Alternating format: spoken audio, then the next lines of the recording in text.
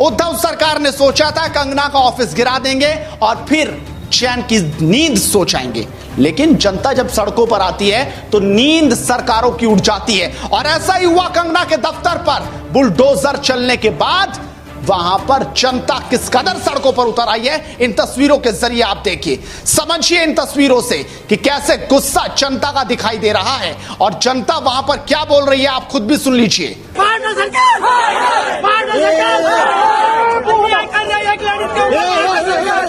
थोड़ा आजू बाजू का नहीं तोड़ रहे, इसने आवाज उठाना गलत है। एक महिला आवाज कर रही है और सरकार उसका विरोध कर रही है। ये तरीके से विरोध होता है क्या? कोर्ट ने 30 नवंबर का ऑर्डर दिया है और एक 24 घंटे में कार्रवाई कर रही है।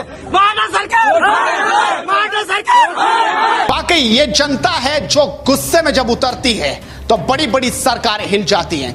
लेकिन ऐसा नहीं कि जनता ही सिर्फ बोल रही है, बल्कि आपको देखना चाहिए कि बड़े बड़े फिल्म स्टार भी कंगना के पक्ष में खड़े होते नजर आ रहे हैं। अनुपम खेर ने जो कहा, आइए वो आपको दिखाते हैं। अनुपम खेर कहते हैं कि गलत गलत गलत, इसको बुलडोजर नहीं बुलियोडोजर कहते हैं। किसी का घरौंदा इस बेरहमी से तोड़ना बिल्कुल गलत है। इसका सबसे बड़ा प्रभाव या प्रहार कंगना टीम के घर पर नहीं बल्कि मुंबई की जमीन और जमीर पर हुआ है। अफसोस अफसोस अफसोस। वाकई अनुपम खेर जो हैं वो अफसोस कर रहे हैं। लेकिन अब आपको दिखाते हैं कि बबीता फोगाट ने क्या कहा। बबीता फोगाट कहती हैं, एक मध्यम वर्गीय परिवार की बेटी ने अपने खून पसीने की कमाई से मुंबई में एक सपनों का घर बसाया था, जिसको उद्धव सरकार ने चंद मिनटों में धराशायी कर दिया। उद्धव सरकार जिसका खामियाजा भुगतना पड़ेगा आज नहीं तो कल। इसका खामियाजा भुगतना पड़ेगा आज नहीं तो कल। और अब आपको दिखाते हैं कि महाराष्ट्र के पूर्व मुख्यमंत्री देवेंद्र फडणवीस ने अपनी क्या राय रखी। अपने खिलाफ बात करने वालों को हम रास्ते पर रोककर मारेंगे और सरकार के समर्थन से हम ये काम करेंगे, ऐसा महाराष्ट्र के इतिहास में कभी नहीं हुआ।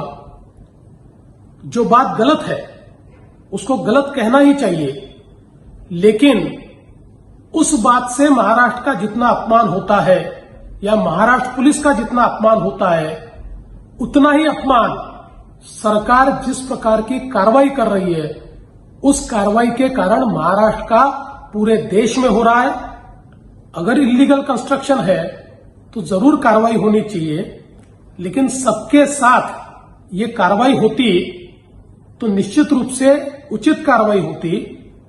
किसी ने आपके खिलाफ बात कही, इसलिए जब आप कार्रवाई करते हो तो ये कायरता है, बदले की भावना है, और महाराष्ट्र में इस प्रकार की भावना का कोई सम्मान नहीं हो सकता।